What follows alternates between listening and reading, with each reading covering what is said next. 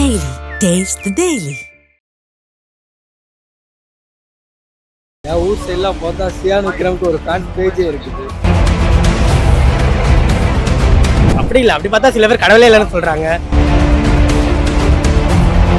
பண்ற ஃபிலிம்ஸ் கம்மி தானே இப்போ ரீசெண்ட் டைம்ஸ்ல. கமலுக்கு அப்புறம் சொல்ல போனா சியா விக்ரம் தான். அவர் ஃபேன்ஸ் அவங்க பையன் ஃபேன்ஸா மாதிரி இருக்காங்க. அவங்க பையன் ஹீரோ ஆயின்னு இருக்காருல்ல. ஐ மூவி பார்த்துருக்கீங்களா? ஐ மூவியில் அவர் பண்ணாத ஹார்ட் ஒர்க்கா? அதுக்கப்புறம் தான் தலை அஜித் எல்லாருமே அதுக்கப்புறம் தான் வருவாங்க.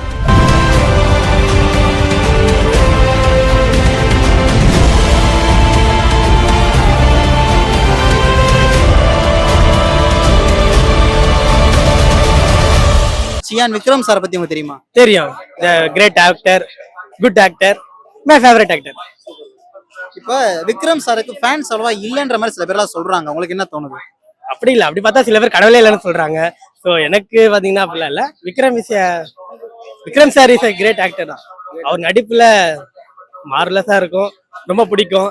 காசி படத்துல இருந்து இப்போ வரைக்கும் எடுத்தோம்னா ரொம்ப பிடிக்கும். ரீசெண்டா அவருக்கு ஃபேன்ஸ் எல்லாம் இல்லைன்ற மாதிரி சொல்றாங்க. உங்களுக்கு என்ன தோணுது? அப்படிலாம் ஒன்றும் பெரிய அளவில் தெரியல. அதில் என் ஊர் சைட்லாம் பார்த்தா சியான் விக்ரம்க்கு ஒரு ஃபேன்ஸ் பேஜே இருக்குது. ஆனால் இந்த இஷ்யூனால அந்த மாதிரி ஆச்சு அப்படிலாம் இல்லை, இன்னும் இருக்கிறாங்க. ஃபேன்ஸ்லாம் அதிகமாக இருக்காங்க தவிர அந்த குறையிறதுக்கு சான்ஸ் இல்லை எனக்கு தெரிஞ்சு. ஆனால் எப்படி சொல்கிறது, அவரோட மூவிஸ்லாம் பார்க்க கொஞ்சம் நல்லாயிருக்கும். மூவிஸ்லாம் அவரோட சாங்ஸு 10ன்றதுக்குள்ள மூவி அதெல்லாம் நல்லா நல்லா பயங்கரமாக போணுச்சு மூவி சாங்ஸ் எல்லாமே. ஆனால் அவர் ஃபேன்ஸு குறையிறதுக்கு வாய்ப்பு கிடையாது.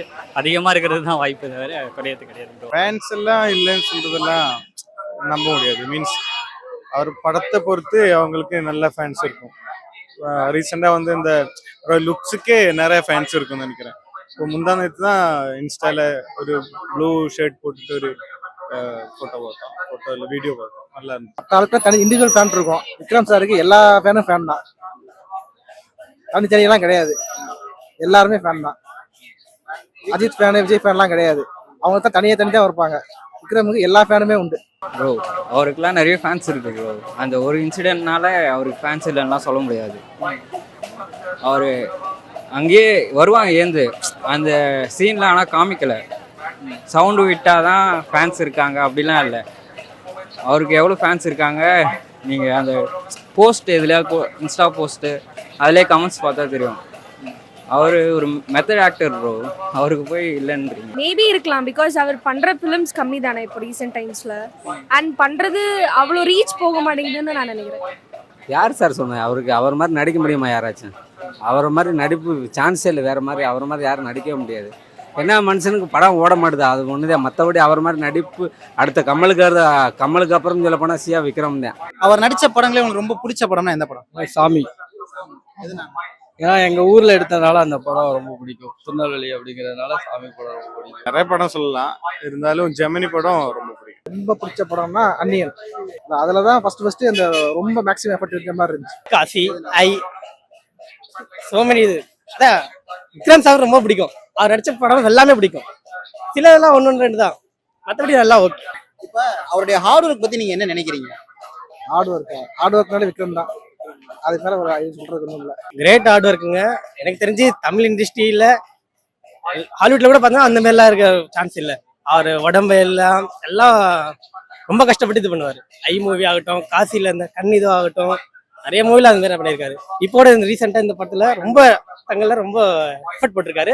கண்டிப்பா சூப்பர் ஹிட் வரும். அவர் ஹார்ட் ஒர்க் பண்ணனால தான் இந்த ஸ்டேஜுக்கு வந்திருக்கிறாரு, இல்லாட்டா வந்திருக்க மாட்டார்ல. தமிழ் இண்டஸ்ட்ரியிலே அவர் தான் ரொம்ப ஹார்ட் ஒர்க் பண்றதுன்னு நினைக்கிறேன். இந்த ஐ மூவி அந்த மாதிரி பாடி பண்றது குறைக்கிறது எல்லாம் வந்துட்டு அவர் சூப்பரா பண்ணார். அவர் நடிப்பு சொல்ல தேவையில்லை. ஐ மூவி பார்த்துருக்கீங்களா? ஐ மூவியில் அவர் பண்ணாத ஹார்ட் ஒர்க்கா? ஐ மூவி அப்போதுலேருந்தே அவர் தான் ப்ரோ ஹார்ட் ஒர்க்னாலே.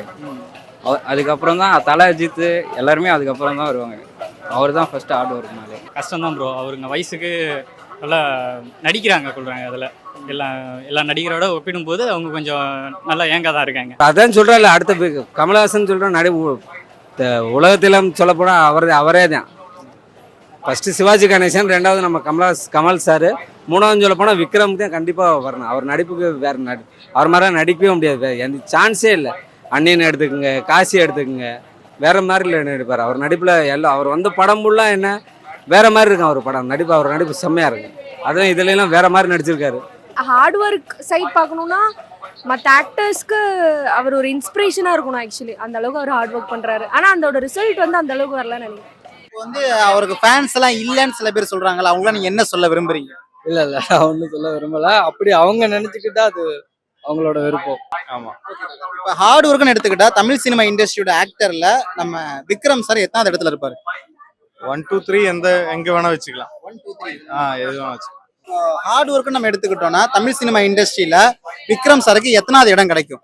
ஆல்வேஸ் கமலுக்கு ஈக்குவல். பாடியை ஆல்டர் பண்றதுன்னா விக்ரம் தான். ஹார்ட் ஒர்க்குன்னு எடுத்துக்கிட்டோம்னா அவங்களுக்கு எப்படியாவது ஒரு 3வது இடம் அந்த மாதிரி கிடைக்க வாய்ப்பு இருக்கு. விக்ரம் சாருக்கு என்ன கேட்டிங்கன்னா 3வது இடம் கொடுக்கணும். 3வது இடம் கொடுக்கணும் விக்ரம் சாருக்கு.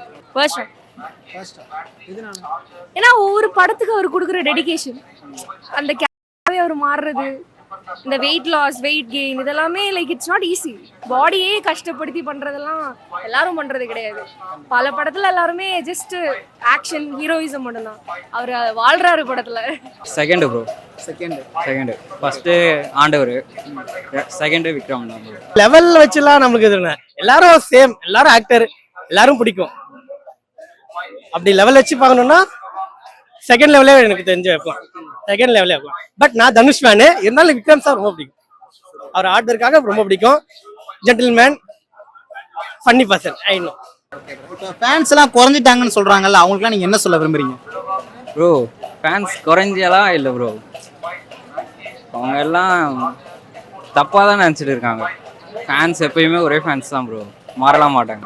நடிப்பு திறமையிலேன்னு சொல்ல போனால் அடுத்த கமலஹாசனுக்கு அடுத்து நம்ம விக்ரம் சார் தான். அவர் அடிச்சுக்கிற வேற ஆளே இல்லை. அதுவும் இப்போ வந்து நேற்று கூட நான் டெய்லர் பார்த்தேன், வேற லெவலில் இருக்குது, சான்ஸே இல்லை. இந்த படம் அநேகமாக அவருக்கு நல்லா போகணும்னு நினைக்கிறேன் நான். மற்றபடி இந்த படத்தை பார்த்துட்டு இன்னும் அவருக்கு ஃபாலோவருக்கு கூட சான்ஸ் தான் இருக்குது. அவர் ஃபேன்ஸ் அவங்க பையன் ஃபேன்ஸாக மாதிரி இருக்காங்க. அவங்க பையன் ஹீரோ ஆகின்னு இருக்கார்ல. ஸோ ஓகே, குறையெல்லாம் இல்லை. எப்பவுமே சார்னு ஒரு தனியாக ஒரு லெவல் இருக்குது, அது எப்பவுமே அவருக்கு இருக்கும்.